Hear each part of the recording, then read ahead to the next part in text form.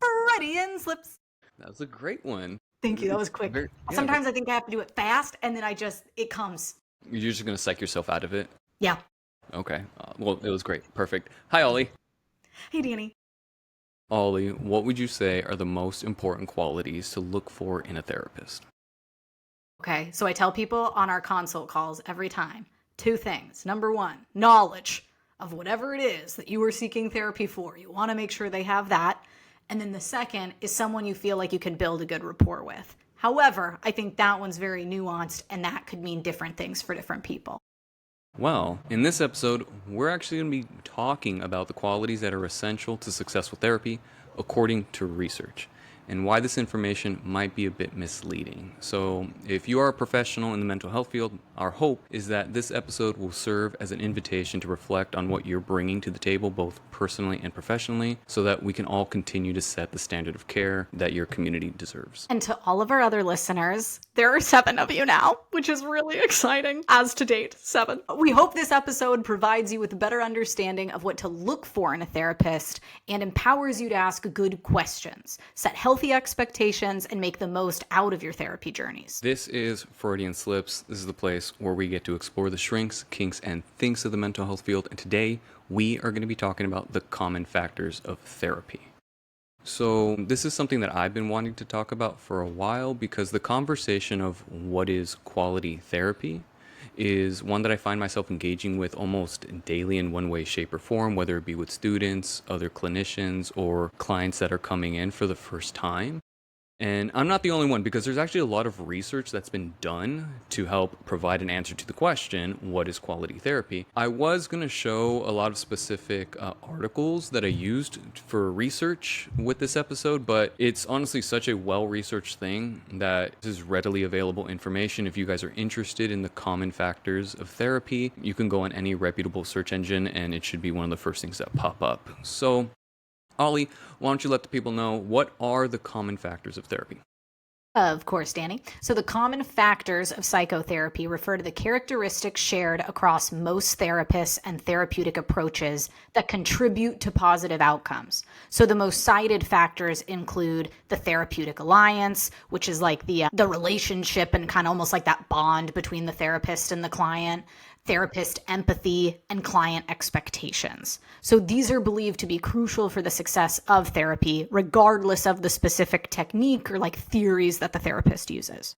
Exactly. So basically, according to research, the relationship the therapist and the clients have is a greater predictor of positive outcomes when compared to any specific approach. So it doesn't matter if you're into CBT, if you like IFS, Bowen, EFT, these are all like therapy models. You can be the expert in any particular modality, but if you can't connect with the client, therapy is not likely to go very far. And I don't think that this is controversial information, right? If you don't like your clients, helping them, I think really feels like a grind. And if you don't have a good relationship with your therapist, you're probably not going to be the most open and honest with the process. My graduate program had a motto, and it's all about relationships. And I think that's true. I think that we can take almost every single issue a client might come into therapy with and connect it to some kind of relationship, whether it be the relationship with themselves, with their environment, their loved ones, or the world around them. So this is why I think sometimes that therapy can be tough for some people to start, because it's not just about going in, asking the right questions, getting a plan, and following through. You need to be able to form an authentic relationship with your therapist. And if relationships are a struggle for you to begin with, then yeah, I think starting therapy might feel like a chore. So, Ollie, we're going to be going into the more professional definitions of how to build a relationship, but from a more personal perspective, how do you go about building a relationship with a client? When you really wanted to do this episode, Danny, it was funny, and I know I mentioned this to you before we started recording, but I never heard about this talked about so like eloquently, or like these are the common factors kind of a thing. Like I think we went over them once in school, but like the unconditional positive regard, like, just kind of knowing the top 3.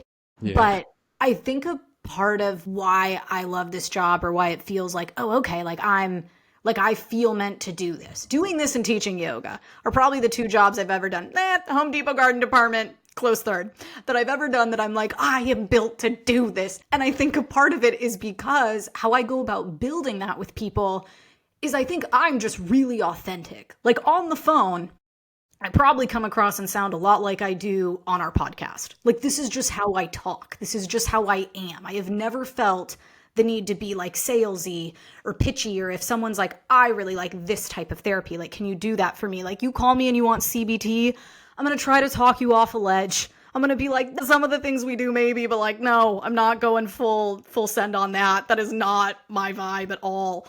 And so I think mine starts on the consult call. It's like, you're going to hear a personality and it's either going to be like, oh, this is refreshing or maybe different than I thought I'd get from a therapist, or you're just not going to want like my kind of personality as a therapist.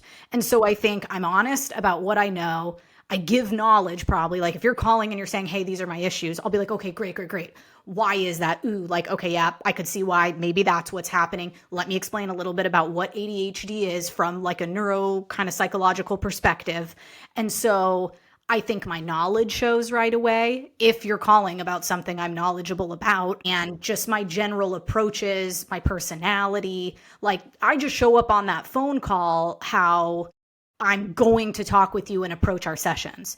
And so I don't view it as a sales pitch. I view it as like, great, if that doesn't resonate with you, I don't want to have a session with you. Cause like, you're not going to like what I'm putting down. And if that doesn't resonate, like, I don't want you to pay me for that. And you're not going to do any of the things I want you to do. Cause you don't have this buy-in where you're liking my approach and you trust me. And so I think mine just starts on the consult call, and it just comes from me being very genuine about what I know, my knowledge on the subject, and the different ways I think it would be cool to approach that with you. I love that. Thank you. Great answer. Thank you very much. How do you do it? Me, it is very much the same. I love the consult call. We've talked about that a few times. Me, it starts from not only how I present myself and the way that I talk, but it even goes down to the way that I dress. Mm-hmm. And so what I mean is that, you see the way I kind of show up. I tend to have a very casual look. That's me. I like that you clarify that for listeners, because I think if someone's not watching, or if you just hear that statement, it sounds like the opposite almost, Danny, right? Where it's like, I show it in how I present myself and how I dress. Like that sounds like you're coming in like a suit or like really buttoned up. Nope. Where it's like, my fig tattoo is out and proud. Yeah. 20-year-old Ollie was proud of this. And so it's like, it shows up in every session.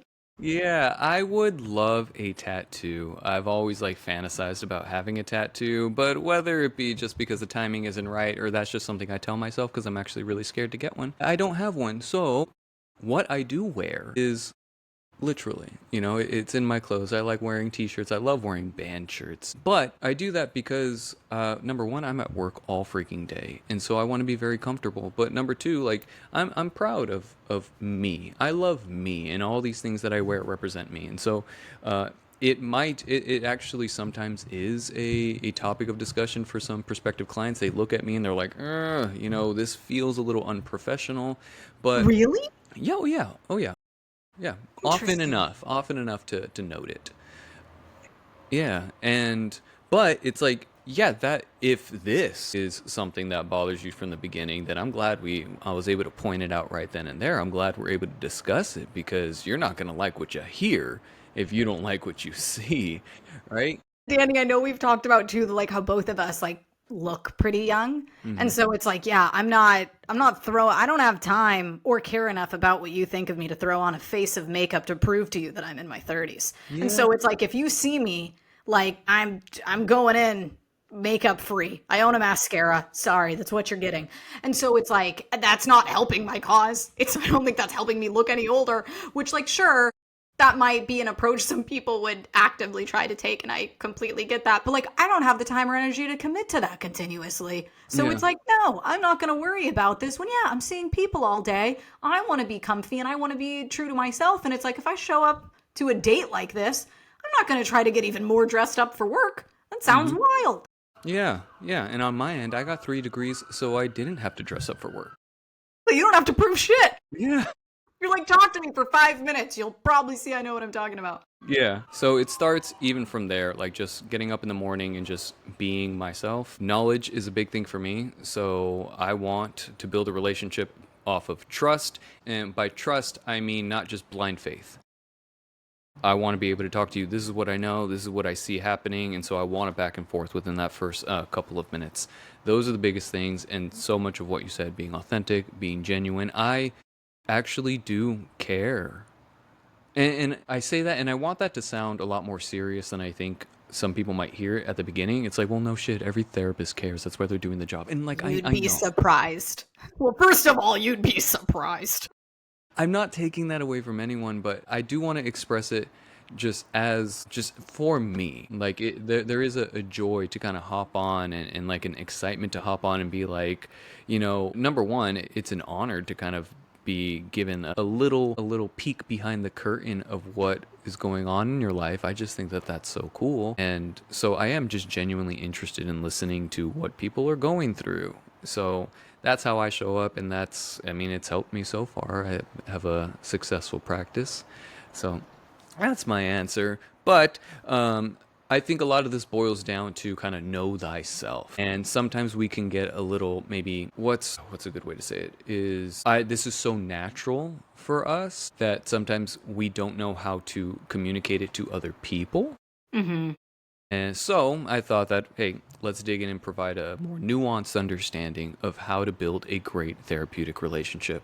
These are the common factors of psychotherapy. So the first one is the therapeutic alliance. As Ollie said, this is the bond between the client and therapist. The alliance also comprises of the goals and the tasks that you two agree to do. And so if you're if you're a person looking to get into therapy, I think asking questions about goals and tasks is actually really important. Personally, I've heard from clients in the past that they think it's actually a little rude to ask questions because they don't want to disrespect the professional in the room. Like, they think it's rude to ask on a consult call or in session. Both. Yeah, both. Because this is how it'll like come up on a console call. They'll say, hey, I've been in therapy before, blah blah blah. This is what I'm coming in for. And a typical question I will ask them is, great. What did you learn? What did you learn in your past therapy Yeah, like, what experience? are things you liked? What are things you Yeah. didn't like? What Hmm? resonate? Yeah. Yeah, and they, sadly, often enough, they'll say, "Well, I feel like I didn't really learn anything." They were really nice. I enjoyed my time with them, but I didn't really learn. I might kind of poke and say, "Well, did that bother you? Did you ask a question that's interesting? Did you anything?" And they will say, "Well, it feels like I don't know if I can ask questions because I don't know, right? Like I'm the one asking for help. Who am I to question someone's road to health? If a therapist comes in and says, "Well, this is what we're going to do. We're going to do A, B, and C." What the hell do I know? And so I just kind of I did what they told me to do. I didn't really understand it, but I didn't feel comfortable to kind of ask or to question them on it. Which, Danny, I will say, I think that's one of the reasons we've touched on in different episodes, and I think it's obvious in our podcast, just how we have very different approaches. We have different talking styles. Like we are very different people. But I think what originally was like, ooh, he's my type of people, or like, we're gonna be friends, is I think once I realized like you're just as heavy on like the psychoeducation piece as I am. And like I think that this job is really an art between talking to people and making it look like, oh, you just talk to people all day. Mhm. And like being able to like throw in like, oh, like, is that something you suffer with? Like, okay, what have you tried for that? Like, all right, like next time, like see if this works. Like grab an ice Yeah. cube, it'll snap you out of it. Like you can't do two things at once or da da da. It's like, okay, if you breathe out longer than you breathe in, it'll set off your autonomic nervous system, calm your body down naturally. You don't even have to have buy-in. Like I think if you therapists that just, it's wild to me when people say they walk away not knowing anything. I'll shove it down your throat before you leave the door. It's like I'm gonna be like, wait, that other thing that you said. It's like you got to at least try this, or like look into this. This is the like proof of concept. This is why this works for people. It's like I just don't see how that's same thing with homework. I've heard a lot of therapists don't assign homework. Hmm. I'm like, that's really interesting to me. Yep. Very homework based. That's going to happen. Way more is going to happen outside of the room. And like, honestly, I want you to get in, get what you need, and leave. I'll be here if you need me later. If you like me, you're probably going to come back to me instead of going to someone else. And it's like, Hmm. I just would rather you get what you need out of therapy than like hang out with me every week for 5 years, you know? And so I think that is what really drew, or like when I met you, I was like, yes, like I like this guy. We're going to be good friends. I like talking to you. Cause I think you also came across as someone that really valued the knowledge and like the psychoeducation piece of therapy as much as I did. Yeah, I think it's super, super important because at the end of the day, you as the client, you're going to be the one doing all the work. Yes, I'm going to be setting the exercises up. I'm going to be helping you. I'm going to be supporting you every step of the way, but it's you that has to take the steps. So I think you deserve to go into your consultations and get a plan. I think you should be able to walk away from your consultations with a plan, with an idea of what you're actually going to be doing. Yeah. So ask questions when you go in there. Say, hey, these are my symptoms. Here's what I would like to get out of therapy. How do you actually help people get from point A to point B? I think that is a fair question to ask any therapist on a consultation. Ask, will there be homework? Will there be homework? And if so, what is it? Because they might have great exercises and you might like them, but it might not fit your style. It might not fit your schedule. Like there are some things that you guys have to discuss. And so I think that those are really important questions to ask when trying to see if we're going to have a good alliance, if we're going to have a good bond. What questions do you think are good to ask to kind of finish this one up? So I think you touched on a lot of good questions, Danny, but one of the things, and to me, what relates also to the like therapeutic alliance is when I get off the call. So after I've talked to different people, I've seen how they answered my questions. I think about, because ice cream is my vice, I think about, okay, like if, Rob or Chelsea, because like I got good vibes from both of them, they seem like they're knowledgeable, whatever. Like if I get to a point in this where Rob or Chelsea is like, Ollie, you need to not eat ice cream. That's what you need to do. Who am I going to be like, God damn it, Chelsea told me not to, I won't do it? Or am I going to be like, well, honestly, Rob, fuck you. Ice cream is my best friend, so bye. I'll find another therapist. And so I think it's important to ask yourself, like if one of these people that you just talked to, who do you think has the ability down the road, if you got to know them more, if they kind of like held a mirror in front of you and is like, hey girl, I love you, but let's look at what's going on here. We might need to do a few things. I think I would also ask myself, who do I think I can build that strong of a relationship with that I'll listen to them when and if we get to that point. Ooh, I like that. Damn, I wasn't thinking about that one.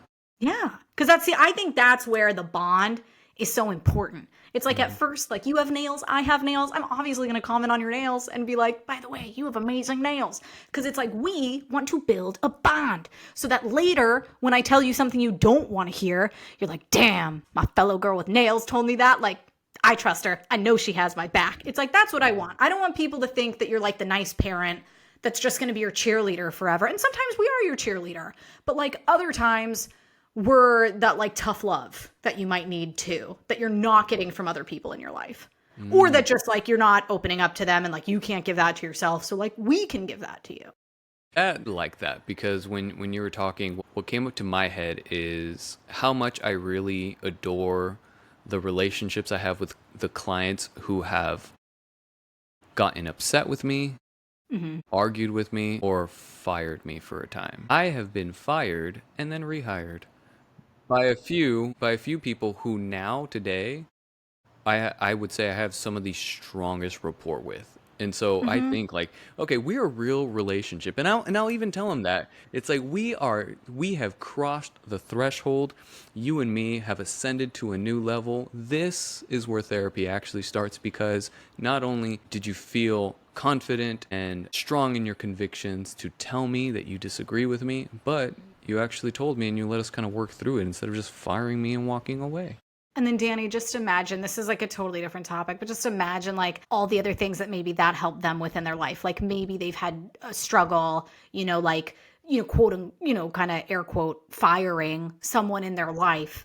And then to go back to that person and be like, hey, actually, sorry about, like, imagine what they practiced with you that could also translate to so many things they might be struggling with friends or family or at work, that like they're able to practice with you in the room and learn how much strength that actually gave to the relationship. Oh, I think it's beautiful. I love the pushback. Not when it's not needed. Not when you're just like, bitch, what would you know? And I'm like, oh my God, aggressive. But like, if it's just like a natural pushback, like I want this to be a conversation. I don't know everything at all. The more I learn, the more I'm like, I don't know anything.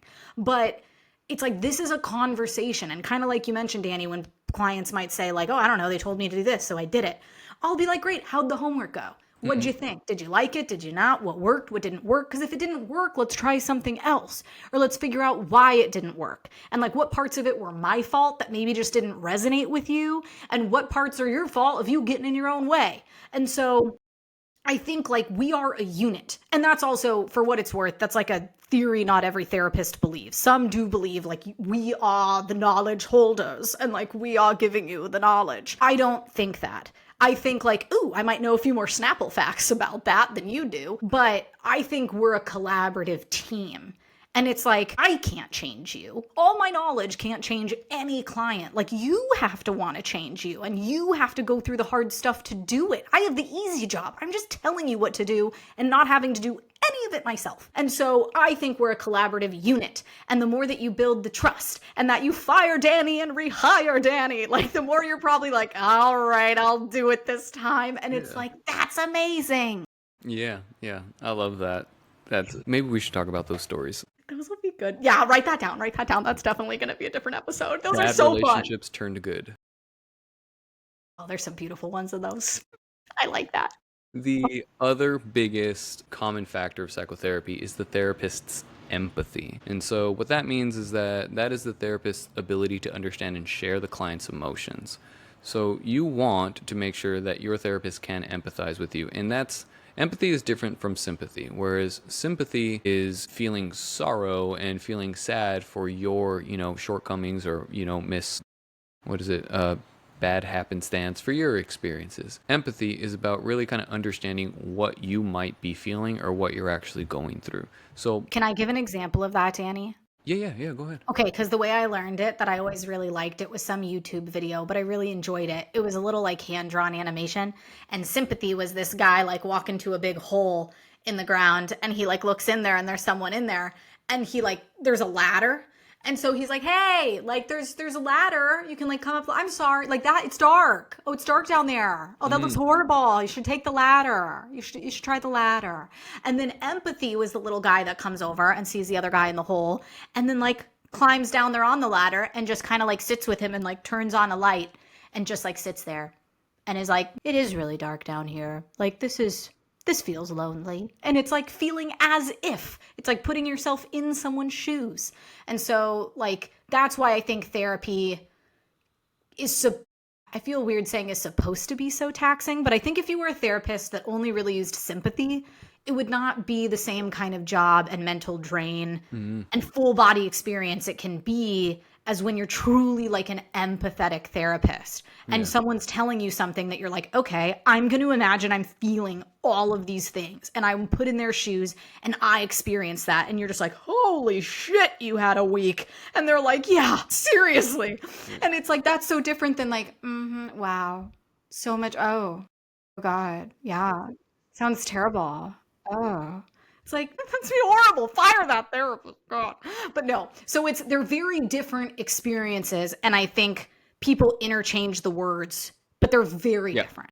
Yeah, they do. Yeah, those are not interchangeable. They should not be, but I think oftentimes that they are. Not only do I love that example, sometimes you give like some of the best anecdotes or examples because they have like such a simple visual to it that it's just like, I'm a visual learner. You are a visual gifter and teacher. That's a Thank you. Not only do I love that example, but what I really, really like about that is the as if. I think like to be able to feel, understand, or resonate as if, you are in their shoes. I think that is super, super important because the kind of dark side of empathy tends to be those people that will call themselves empaths. Mm-hmm. Like they really kind of take on, their client's stress or the stress or pain of whoever it is that they are empathizing with. And it's like, no, no, no, that's not what we're asking for. It is taxing because that's an occupational hazard, right? To feel for someone takes energy and it takes something from you. And you need to be able to access a part of yourself to really understand what someone's going through. But it's as if you're not supposed to be feeling their experience, meaning that if I feel hopeless, my therapist shouldn't also feel hopeless, because then no one's gonna do anything, right? I don't mean to laugh, but just like, yeah, when you think about the extreme in that way, like, oh God, no, now we can't both be hopeless. Yes. Then what? Yes, but if you happen to be an empath, you might notice that you get stuck in therapy because that's what's happening, is that you are taking on the emotions and you are feeling what your client is. Well, and because empathy is one of the, oh God, Danny, what are the names of these things again? Common factor. Common factors. Thank you. I forget every time. I never heard them referred to that way. I just always heard like the big three or something of therapy. Sure.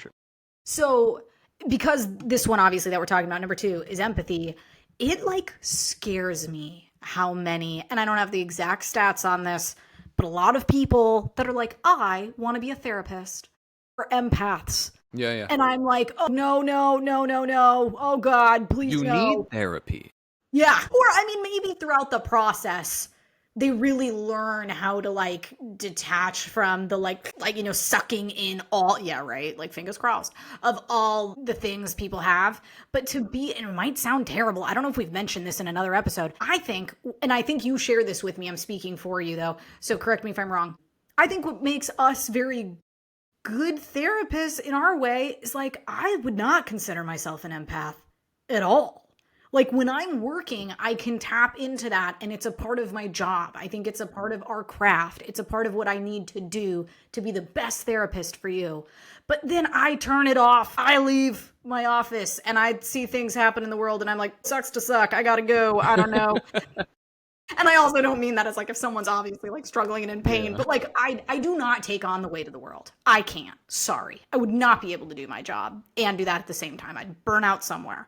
And so I'm really not someone that I think friends and family would be like, oh my God, Ollie, such an empath. Like, love her so much. My dad's like, well, she'll figure it out. She's always fucking fine. It's like, that's what I get. So I think to have empathy in the therapy room does not have to look like you are such an empath in your day-to-day life. And I would argue if that's why you are thinking of being a therapist, maybe like really watch more videos or do more research into like what does a day in the life look like, Yes. and like what are struggles or challenges empaths might face if you're thinking of doing something like therapy or social work. Yeah, 100%. I love that because I find that a lot of people who do consider themselves empaths, and obviously as defined by how we're kind of talking about it, people who kind of are able to take on the emotions of other people or feel them very, very deeply because of just their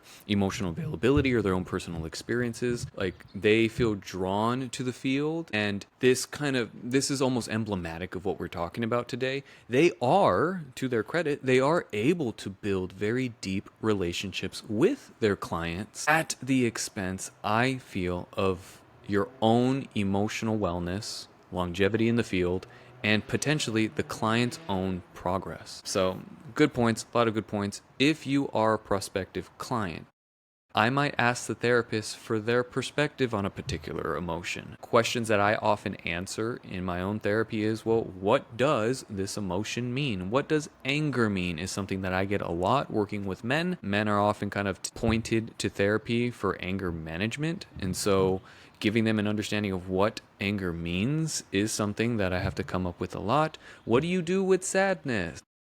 Do you have any questions that a prospective client might ask to check their therapist's empathy? These are like really good.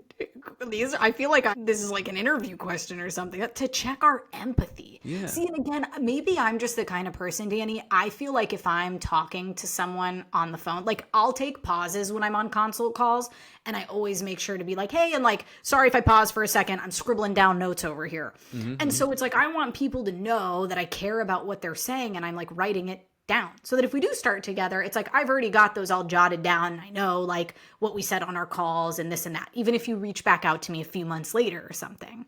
And so I pick up on empathy more so as like, is what I'm saying, does it feel like I'm being heard? Or does it feel like when I call my mom and I'm trying to talk to her about something and they're just like, yeah, okay, honey. Yeah, okay, that's great. I just pulled into the grocery store, so I need to go now. And so it's funny, Danny, I feel like you are so calculated with all of these different common factors in like what questions.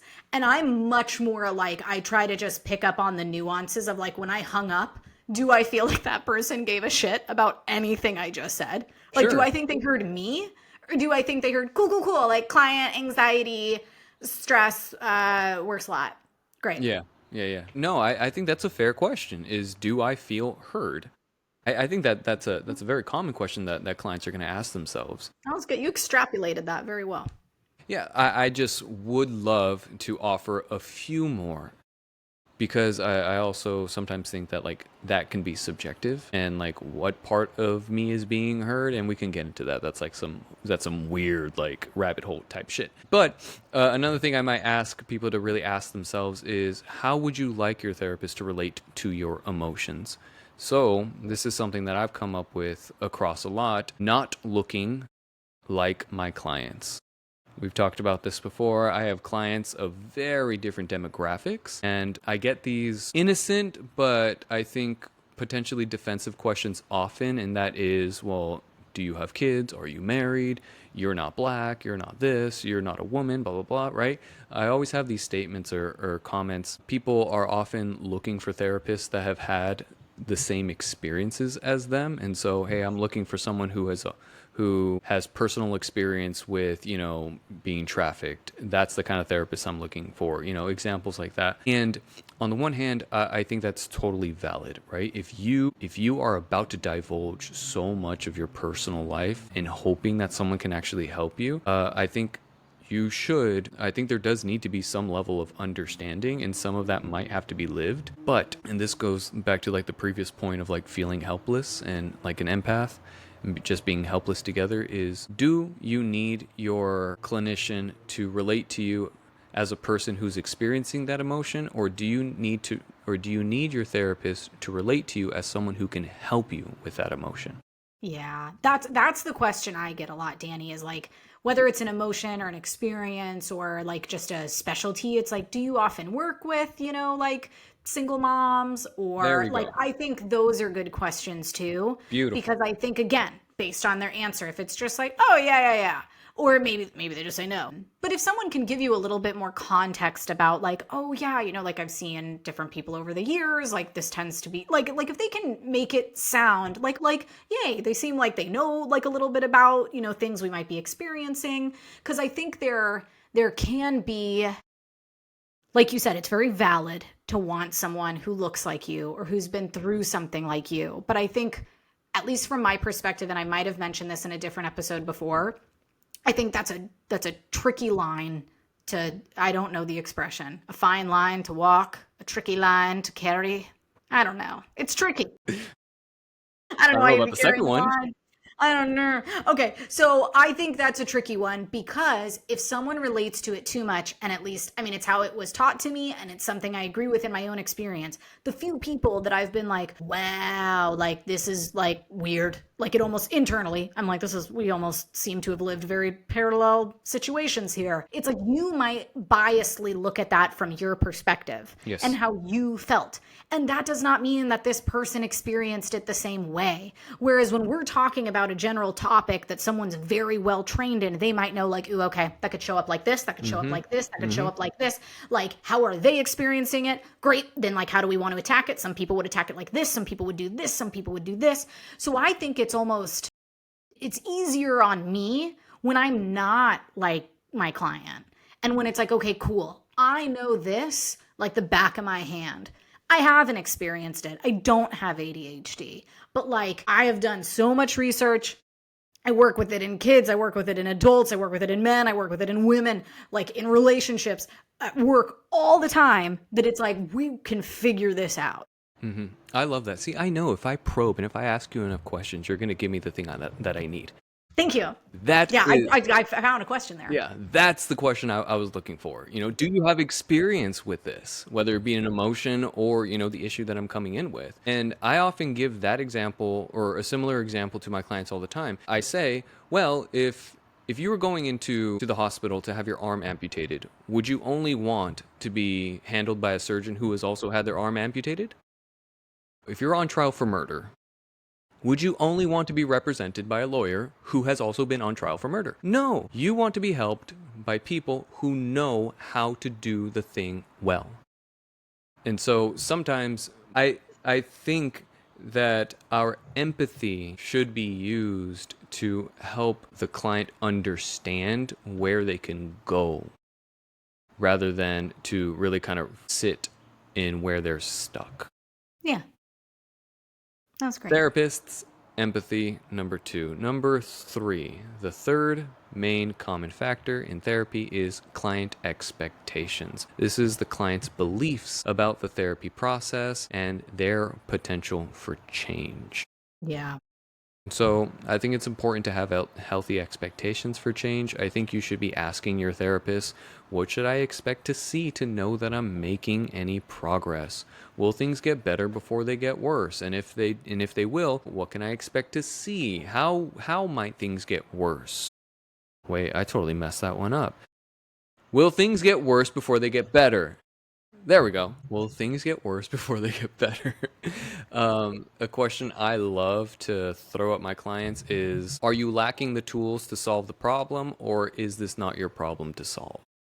Oh, mic drop, Danny. That was a good one. Are you a professor or something?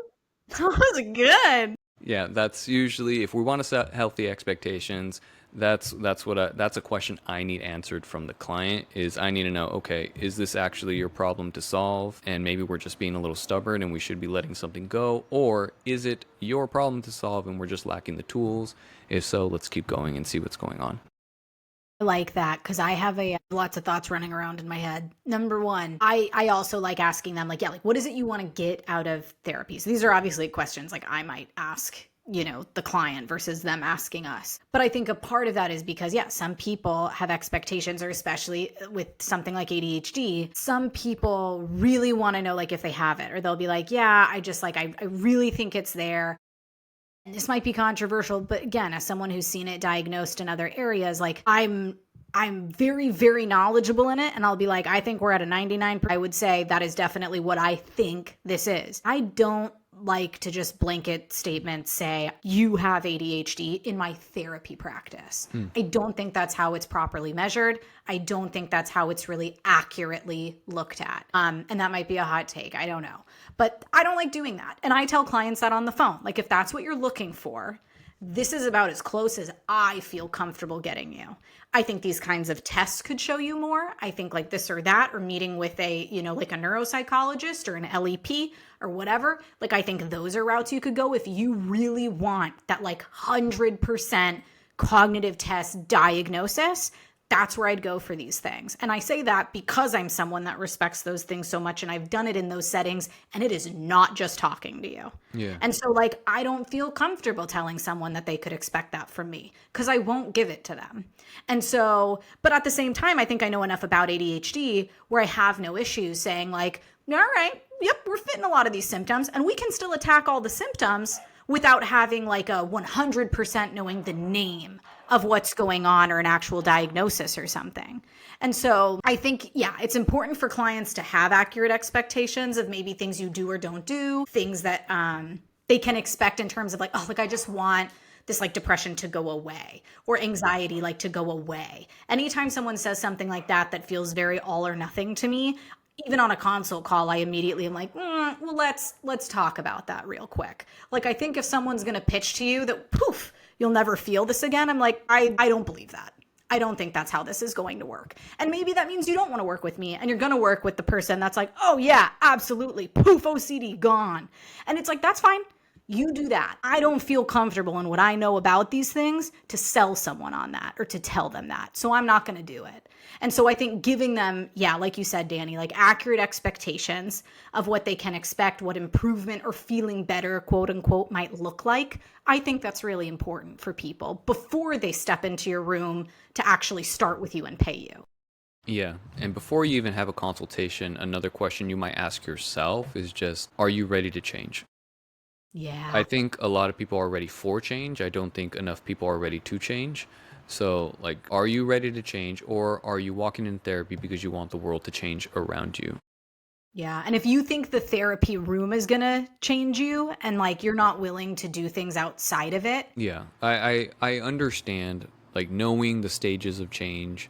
I understand that not everybody is ready to change, and I'm not saying, please do not hear that. If you can look within yourself and say, "Ah, I know I need to, I know I have some stuff to work with, I know that I have a contribution to my own pain, but I'm not ready to take that step," that is totally fine. You know, some people need to be heard, validated, and understood. They need someone to kind of be there with them in that stage. Totally fine. What I'm saying is that maybe we should own that and let the therapist know so that they can actually meet you where you're at. Because if you go in under the false pretense saying that, yeah, I'm totally ready to change, but you know that you need to kind of sit with this for a little bit, it can often feel like the therapist is attacking you, moving too fast, is kind of making weird judgments. You're not really going to feel aligned. And then on the therapist side is they can get really kind of disgruntled and kind of disheartened, feeling as if that you just don't care. Yeah. No, I totally agree. And it's something too where I think, Danny, we've both talked about this. I think I see it more in couples therapy than individual, or I come across it more in couples than individual, where I would hope that a therapist, if you get to a certain point or they're noticing that in you, they're going to be like, what are we doing? What Yeah, are yeah. we doing? And again, if it's we're meeting you where you're at and you're not quite, you're like, oh, I'm stuck. That's fine. That is totally a valid reason to come to therapy. But if you're gonna tell me one thing and you're ready for this and that, and we want to go here, and you haven't done any of the homework, or you come in saying the same thing all the time, I think this is again why you want that good rapport. Because I'm gonna be like, are you lying to me? Are you lying to yourself? What's going on? Like this is not what we talked about. Like this is not what you've said you wanted. And so, yeah, I think the readiness to change one is actually a lot harder and more nuanced than people think it is. Yeah, and again, we are not saying that you must be ready to change before you start therapy. We're just asking you to be honest with yourself and own where in that cycle of change you are to set healthy expectations for good therapy. Going back, Danny, to those relationships we talked about with people, I think some of my favorites, just from my own experience, they tend to be men, at least with me, that come in and they're like I'm trying out different therapists and I don't really think I need therapy and I'm only here for this or that and like I don't really think you have anything to teach me and I'm like bring it on, bitch. And then we get to know each other and before they know, they're popping in and they're just like, oh, Ollie, we both have our mugs. Like, good morning. And I was like, I have tricked you. Like, you now like therapy. Well, maybe you don't like it. But, it's like, then you get the buy in when you do. And you're like, yes. So I hated working with very, very young children, but I love teenage angst. And so when I get those adults that are just like, what could you teach me? I'm like, bring it on, 17-year-old who has no respect for me at all. Because it's like, I get it. You need to earn that from people. I think some people communicate that a little bit more aggressively than I might, but that's okay. And so in my, I've loved those challenges. And some of those clients are the ones that to this day, even if we're not working together anymore, they'll send me that email out of nowhere that's like, Ollie, remember we talked about this thing at work or da da da da da. And then they give me an update or something. And I'm like, you thought about me. Therapy got to you a little. I'm in your head now. Yeah. Oh, I'm all over. Yeah. I don't actually ever leave. Love that. Those are the big three, as Ollie probably learned it in her grad program. There are a few more common factors that I wanted to go through, and So one of them is positive regard. So this is something that we hear. Ollie, you said that a little while ago. Unconditional positive regard is That important. was one of the ones we were pitched as one of the top Yeah, three. yeah, So yeah. So what does that actually mean? That's the therapist's acceptance and unconditional support of the client. And so you might ask yourself after a consultation, do I feel judged? But I would also continue to explore, is all judgment bad? yeah, I don't think, and like we've talked about, Danny, I think we've already kind of touched on this. Like unconditional positive regard does not mean no matter what your client does, or as the client, no matter what you do, you would want a therapist that's like, whoa, you go, yeah, set your boundaries. It's like at some point there might be things that come up that are like, wait, like let's talk about this. Like there's a way to non-judgmentally like talk about these things in the room or analyze like, whoa, wait a minute, like why did that seem like the best idea? Or like, walk me through why. Like that was our approach there. It's like there's a way to non-judgmentally do that where I'd hope as a client you're like, no, like we're gonna analyze this. Like, I don't know, I thought this, I did that. And it's like you want someone you feel comfortable enough and not judged by enough to come to therapy and be like, hey, I might have messed up a little bit. Like that you want to share that. Yes, you are picking up on something that is kind of where this conversation is leading to. So that's obviously having positive regard is a lot more nuanced. And I think this is really where the cracks start to show. And we'll circle back on this. But when you are thinking about judgment and feeling kind of judged, the way that I kind of pitch it to clients is there are three kinds of judgment. There's moral judgment, value judgment, and logic judgment. I am a non-judgmental therapist, meaning that to the best of my abilities, I will eliminate moral and value judgment. I am never going to look at your decision as whether it's right or wrong, good or bad. I use a lot of logical judgment, meaning I'm only going to be wondering if it makes sense to me. Do I understand it? I don't have to agree with it, but do I understand it? And I push aside right, wrong, good, or bad because I want to know, does this action bring you closer or further away from the person who you want to be? Mm-hmm. That usually helps me get rid of all the moral and value judgment while still helping them make healthier decisions. So I think judgment is not bad. I think we should be kind of aware of what kind of judgment is being passed on. And so, yeah, that's something for you to keep in mind. See, that's fun. I've never heard of those three, Danny. I think it's also important what I learned in school that I really liked, and I think again is something that's like, oh, I wish all people knew this, is at least how it was taught to me, is like trying to be like, I'm non-biased, I'm non-judgmental. It's Yeah. like we're people. Like we have judgments, we have biases. Yes. But what that means is when you're sitting in the room and it comes to your forefront and that bias is like, what? You are able to be like, no. Mm-hmm. You go over here for now. Yes. Like you're able to just kind of like part out the noise and be like, no, refocus. Like, no. Like go back to what Danny was saying. Like it was the logic judgment, Danny is what Yes. it's called, that third one. Yeah, it's like you go back to like, no. We are using logic judgment here. Like, what are their goals? What do they want? How have they said they want to approach these things differently in the future or whatever it is? And it's like, can that lead to that? Does this fit with that? And like, that's what being non-judgmental or non-biased means. I don't think it's accurate for people to just believe that that a therapist or anyone can just choose to be like, oh no, like I never have a bias. Or like, oh no, I would never judge. It's like, we all judge. Everybody judges. It might be different things. It might be to different extents, but it's okay that that's there. We're people. It's just knowing how to filter it out and like what kinds of judgments to have in like a clinical setting. Yes.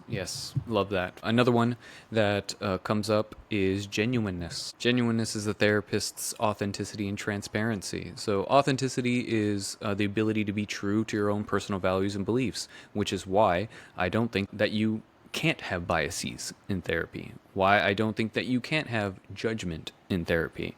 I think it's our responsibility to understand what kind of judgment that we're passing or offering. But if you really want to show up as genuine, you have to have your own personal values and beliefs. Transparency is defined as being open and honest with your intentions, your thoughts, and your actions. So again, as we kind of talk about these, you might notice that it's like, these are actually a little bit more difficult to do. Mm-hmm. And that's, again, we're kind of leading to kind of the crux of this episode. Share the, is there one or two more, Danny? There we have two more. We have Okay. motivation and cultural Because adaptation. I was going to say, I think you should just share those because I'm already like, I love the nuances of these last ones. And like, I want to get into when we talk about why that can get kind of murky or how it just starts to feel like, okay, so you can like be their friend. Yeah, yeah. So we're getting there, and I'm glad that you're getting more interested. I get Zooming excited. through it, motivation is another common factor. Is you have to be able to motivate a client, or a client has to have motivation. A client has to be willing and has to show the effort to engage in therapy. So even if the therapist is totally in love with you and wants to see you grow, if the client isn't ready to change, then it's not going to happen. Cultural adaptation is the ability to tailor your therapy to the client's cultural backgrounds and beliefs.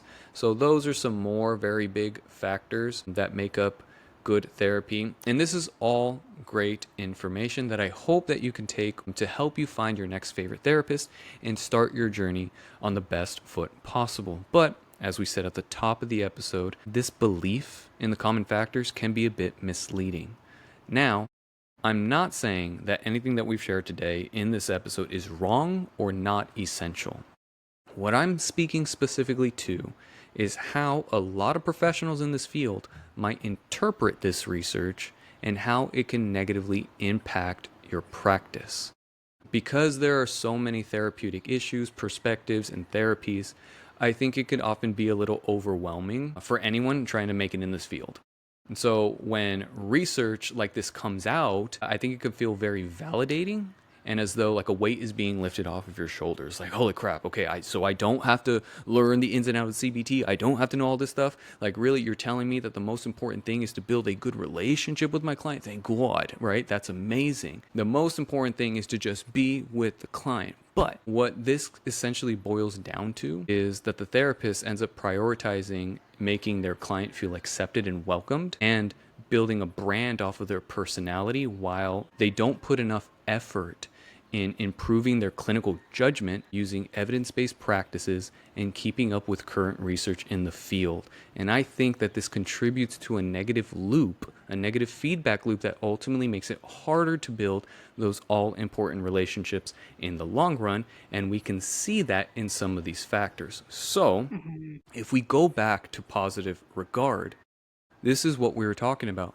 Without having an understanding of what kind of judgment you can pass on to clients, what we get is not only some therapists that end up agreeing and supporting some really tough shit. I see this a lot more as a couples therapist when my clients are seeing individual therapists and their individual therapists aren't well trained in couples work. They end up prioritizing the relationship with their individual therapist and they don't support them as a spouse or partner. And so when I end up working with them, we have people being pulled in very opposite directions. And so that's because of that positive regard that you're focusing on. You're trying to be as supportive as possible. You end up giving them really bad information. Or another way that I see this show up is I see therapists really feeling a conflict within themselves. They might limit the amount of people that they can help because they feel they feel a very strong way about a certain issue, and because they believe in order to have unconditional positive regard that they can't voice those opinions and beliefs, and so they just don't take on those clients. Does that make sense? Oh yeah. And I don't this doesn't need to be like a whole thing, Danny, but I think it relates to how I think especially related to this presidency, a lot more has come out, or I've just heard a lot more people very openly talk about, like therapists, openly talk about how they would not work with a therapist Yes. that did not vote for who they voted for. Yes. Or and like they want someone who feels politically like they do.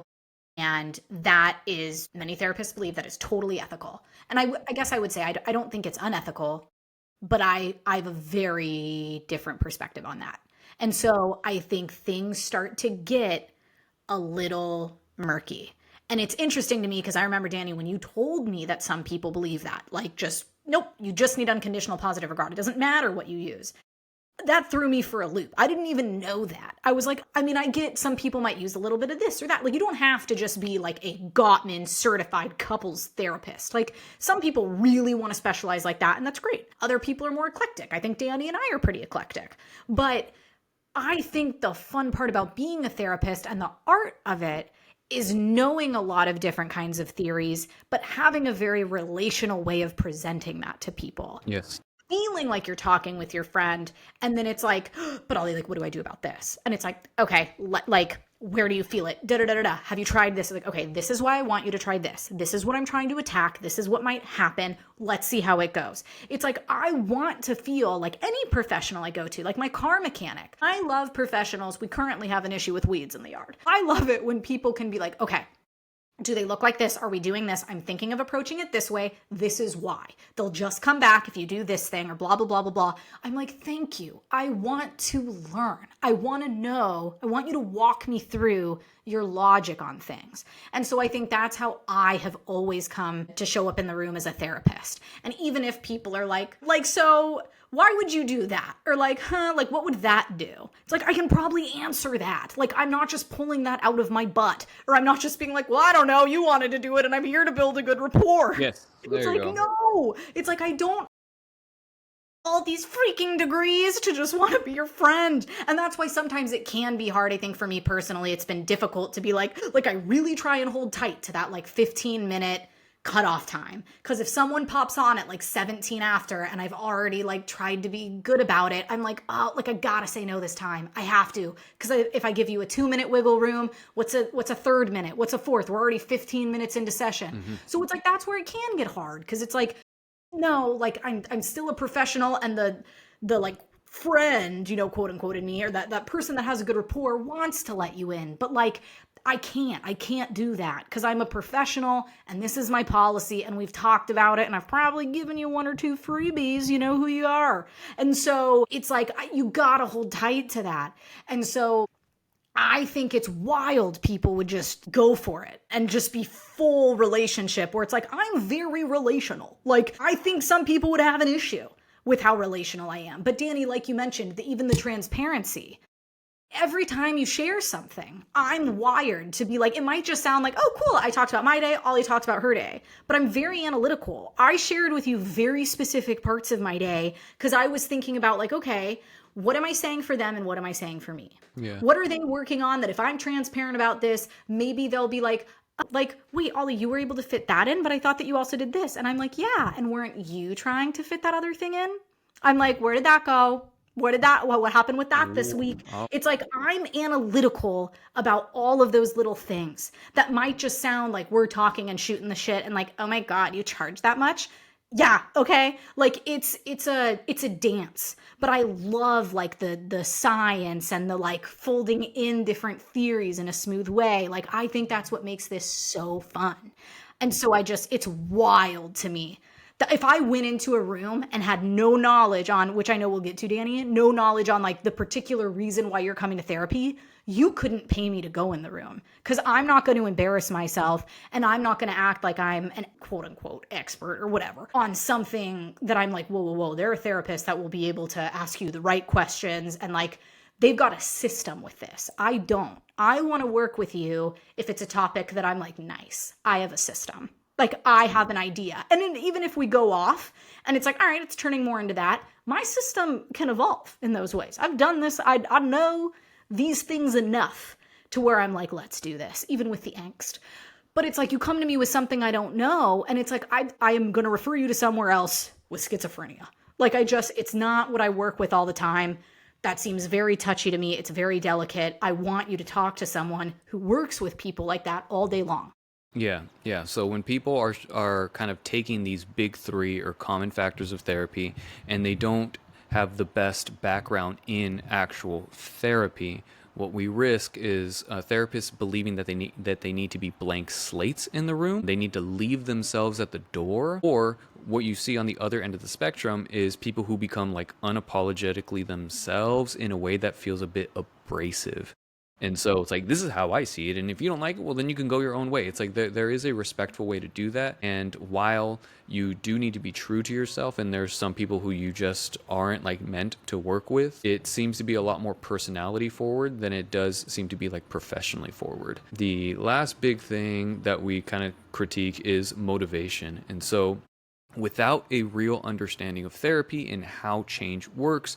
This is where a lot of therapists will get frustrated, and you're either going to get stuck in the meeting them where they're at, right? If the common factors are your big thing, and if you're saying, ooh, research says the most important thing in therapy is to build a good rapport, is to have a good relationship, then I'm just going to meet them where they're at. And I hear this all the time. My number one priority is to meet you where you're at. Well, if where your client is stuck, and if you don't know how to get them unstuck, then meeting them where they're at is not ultimately helpful in the long run. Or you can lose regard for a client by mistaking their lack of motivation as resistance and them not being ready to work. That's another thing that I hear often, where therapists they will essentially kind of like fire their clients in a professional way. They'll say, I don't think that you're ready for therapy, or they'll just kind of let them go. And why? Well, because they must not be ready to work. You can't, this is a common like phrase that's I think is taken out of context, or should have a little bit more context, and that is, you can't work harder than your client. And so if they're not ready to go, well then, you just have to wait for them to be ready. It's their work. And it's like, then you do not have a clinical understanding of motivation. You don't understand how motivation actually works. And so this is really where my like big issue with common factors starts to kind of like bleed out. Ooh, well, okay, and like to that phrase, Danny, because I will say, like, I'm someone who has to tell myself sometimes, like, Ollie, you can't work harder than your client. Yes. But like, I don't think I view it that way. Like, to me, when people get stuck, for example, that's when I'm probably just like ruminating over it, as in like, oh, like, okay, so like this didn't work, that didn't work, da da da. And that's when it's funny that you're saying like that's when people can almost lean too much on the like common factors. Cause I think that's when I start to like lean even more away from them. And I'm like, how can we go rogue? Like, do I need to get more aggressive? Like, cause some therapy styles encourage that. Do I need to like there's a few like just really random assignments that like different supervisors have given me over the years that are like kind of weird, and I'm like, we're doing that. It's like I just get weird. I'm like, all right, these things haven't worked. I'm like, we're bringing out the big guns. And I just start having them do weird stuff. But again, it's not stuff I've formulated in my head and I've made up, because if someone were to be like, Ollie, what the hell? I'd be like, yeah, go talk to that guy who wrote that book in 1984. I don't know. That's where I got it. It's like, I don't want this stuff to be on me and make it seem like Ollie's thinking to do this. It's like, no, like Mr. So-and-so, who looks like every founding father, said it was a good idea and did research on it a bajillion years ago. Let's try it. And that way, if it doesn't do good, it's not my fault. It's his fault. You know? So it's funny because it's like, I almost view, it seems like the reason why people lean on the common factors is like why I can lean on the research. Yeah. So I think that this presents a huge growth area for us as professionals, because there are actually quite a few issues that we tackle in therapy where what you do, I think, really does matter. I do think that there are a lot of things that come into therapy where we can kind of like fuck around and find out, right? We can try something one day and be like, oh, well, that didn't work. Okay, cool. Journaling wasn't for Yeah. you. Let's try meditation. Yeah, but there are some things in therapy that show up that the common factors are just not going to be enough. And so I wanted to share with you, because this is what kind of Ollie and I, what we tend to practice with. And this is just our niches, right? I'm pretty sure if we had different therapists on here, they would also be able to share with us like, oh, no, you need to be like doing this and that and the other thing with these things. Yeah, these are literally just things that we like. There's 500 of these, but these are specific ones that Danny and I work with that it pertains to us. Yes. So the first one that I have is sex therapy. So sex therapy requires good sex education and a deep understanding of the literature to filter through any cultural or societal stereotypes. So there is a lot of pop psychology in sexual health at the moment that is not supported in research, and some of it is just straight up lies or personal opinions. Now, I personally don't think that it's enough to call yourself a sex positive or a sex friendly therapist. That's something that I see in some people's marketing, and that always raises like a red flag for me. It feels misleading. Yeah, I'm not trying to invalidate anyone's personal opinion or experience, Or be like hoity-toity nose up people that are like, oh, we're in this club, you're not in this club. Like, no, I just don't want someone to find you and maybe be like super struggling with something that's so sensitive Hmm. that it could like you could make it way, way, way, way, way like you could do more harm than good Yes. by being like, perfect, like this is my kind of client, if you don't know that you're well equipped enough in the knowledge to work with them. Right. And oftentimes you don't know what you don't know. So unless you're actively looking for this information, you're essentially just in a bubble. And I'm also not trying to say that, well, if it's not in research, then it's not real. No. Sexual health is still such a relatively new part of psychology that I think that'd be really stupid to assume. What I'm saying is that we need to give it the respect it deserves and to make sure that we are keeping up with it professionally so that we can guide it in a healthier direction instead of just jumping on whatever pop psychology or whatever, the next in thing is telling us is okay. Well, and Danny, I will say, like, I would just hope that there's more transparency around, like, why do you advertise these services or specialties? And I think I was helping a client look for a specific type of, like, coach because they wanted to try more of, like, a coaching model with a specific issue that they were having. And I was like, yeah, cool. Like, send me people that you're maybe thinking, because they're like, Ollie, I don't know. Like, I don't know how to vet them, or I don't know. Like, can I send you some I'm thinking of and we'll talk about it? Like, yeah. And so one of them had this like whole website. And again, I don't know anything about this person. They might be amazing, but their like marketing was like, I have lived experience. I have however many years of life that Yeah. has been my teachers. And I'm like, and again, not to say that that person does not know what they're doing, but holy shit, that scared me. I was like, what? Like, that's the marketing strategy? Like, that's your pitch about like, why, what knowledge do I have to do this? My life. I'm like, oh my God, what? Granted, though, I mean, like, great website, good color, seemed like a knowledgeable person. But like, that, reading that was a little alarming. Yes. And I still was like, you should do consult calls with all these people and see how you feel and see what their approaches are and how they answer the questions. Because again, I didn't want to like, judge that person. But like, those things I just find a little odd, I guess. Yeah, getting a little bit Personal. more specific, something that comes into my practice all the time is infidelity. That is something that I tend to specialize in. That is a big chunk of my caseload. And I will tell this to everyone that if you are not trained to actually treat infidelity, then don't do it. Just respectfully refer out or make sure that you are meeting with someone weekly to supervise those cases, because I cannot tell you how many times I've gotten couples that I'm their third, fourth therapist, and I don't know how they're still together, but they are years into infidelity recovery, and their therapists have told them the most heinous and stupid shit. It sounds good on paper. I will give it to them. If I did not know what I knew, if I did not know my training in how to process infidelity, that would make sense because I know that that is popular opinion. But because I am trained, seeing like this is one of those populations, this is one of those issues that come to the room that what you say can really hurt people. I've also seen individual clients post divorce and they're processing the grief because they're noticing my marriage was actually salvageable. I actually could have changed it, but the therapist, and I'm not blaming the therapist because again, like they probably didn't know, but the therapy I did have did not let me see these things, did not help me understand these things. I did not get this with my previous therapist. And Yeah. so infidelity is a big one where I don't give a shit about how nice you are. I need to know if you can actually move someone through a program. Yeah. Yeah. And Danny, I know we talked about because sex therapy is something we both do.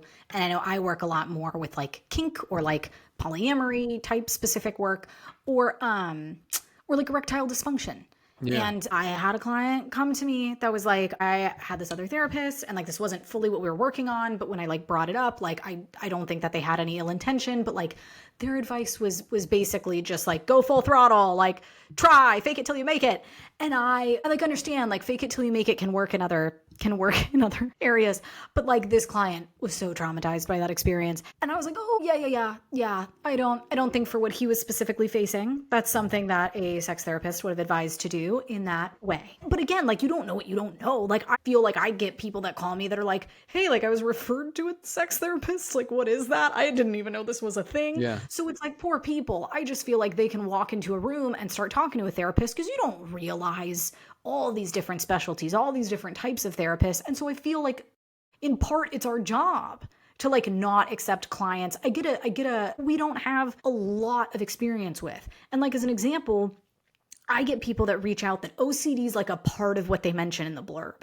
And I make sure to mention to them like, hey, if OCD is like certain tendencies or things you have or something you've done a lot of work with, and these other things are really what's showing up, we can do that. I'm like, but if you're looking for very specific OCD type therapy and like that is like the main issue right now, I would go to an OCD specialist. And both those times people have been like, oh, like, thank you. I like really appreciate that. But like, no. Like I go to group therapy for this, or like, oh, no. It's like well under control. It's just like another diagnosis I have. Yeah. And I'm like, okay, that's great.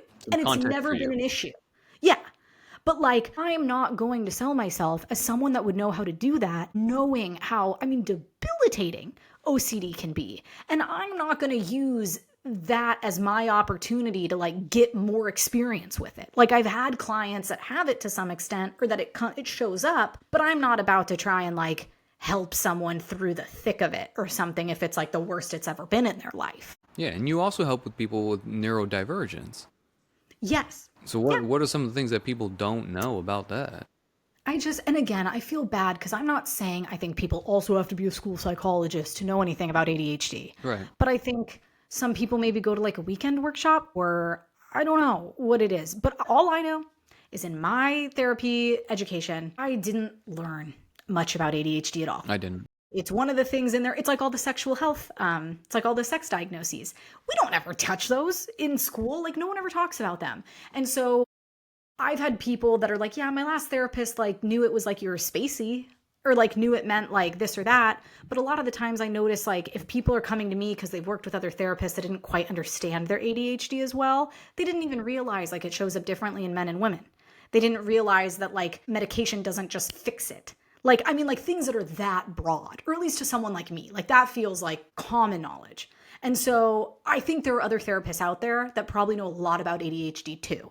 I would just wonder how. Or when you talk to them about like why, again, another question to ask, why do you specialize in this? Ooh. What makes you a specialist in this? I love that. I don't want someone to tell me like, oh, I work with that sometimes, or like I went to a weekend thing. It's like, no, like I want to know that you've worked with lots of clients about it over the years, or maybe in your training, like during your AMFT hours. Oh, I got most of my hours at like a neurodivergence clinic. I don't even know if those, like, it's like something like that where it's like, oh, okay, all your training and your supervision and all of that was in this population. Because that I think is, there's nothing better than learning in the field. And so with that, you probably got a ton of education. Like, that's great. I'm not trying to monopolize ADHDers, but I just want to know that if other people work with them, that they also feel like they really know about ADHD. Yeah, and my last one is another big part of the population in general, and something that makes its way into almost every clinical setting is substance use recovery. It's such a big thing. It blows my mind that our country is, I still believe that it's behind the 8 ball in substance use recovery education. We have a minimal understanding and application of the disease model. And so even if people can kind of conceptualize and understand, well, it's not a moral failure. Okay, I get it. I know it's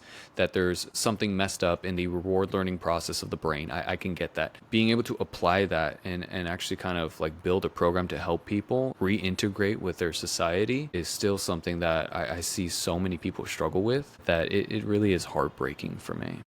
Yeah. And I know you wouldn't do it, so I'm going to make you do it. Plug your book. Danny wrote a freaking book on this stuff. What's your book, Danny? My book is this one. So it's a book that has not been published yet. So Well, yeah, but Danny, this is cool. You can say the name of it, even though people can get like brag to the 7 people that like us. One of whom is your mom. Hi, Danny's mom. This was the focus of my doctoral work. I wrote a book to help young clinicians help clients explore sexual pleasure in substance use recovery. So yeah, We could talk about that in another episode, but Hey, good. all I'm just that. glad. I just wanted you to admit you did it. Thank you. Yeah, all that to say that the substance use recovery population is a population that I really do hold like near and dear to my heart. And so all of these things that we talked about, sex therapy, sexual health, infidelity, couples work, neurodivergence, and substance use, like these are like real people that mean a lot to me, and I'm not connecting with them as an empath. I'm not feeling their pain, but I do know, I do have a deep understanding of what they're going through, and I kind of hold that responsibility. It's a proud responsibility. I think it's a healthy responsibility. So my takeaway for you guys is that you owe it to yourself and your clients to invest in your training and clinical understanding. As professionals, we have a privilege of information. This was something that we talked about in our sex therapy training. And at first I didn't really get it. There's a implicit model, doesn't really matter. We can talk about it some other time. But a part of the implicit model, the LI, it's an acronym, is limited information. And I didn't really know what that meant until I really started working and getting into the weeds of my therapy. Like, what is my therapy? What limited information means is that we, as professionals, have access to information that other people don't because of the programs that we go to, because of the research that is available to us, whether you read it or not, because of the skills that we're given in graduate programs to be able to understand and comprehend that research. We have access to information that the average person doesn't, and it's our job to not only understand it, but to disseminate that information. And so you are a professional. I think you do have a responsibility to lead the culture and not have the culture lead you. If you're a client, then I think you deserve to have quality help. If you're a therapist, odds are you already possess the common factors. This is one of the reasons why I kind of get a little upset when people kind of praise or stick by these common factors so much. It's like, you're a therapist. Just by your own personality, you probably naturally exude all of these qualities that make you such a compassionate person.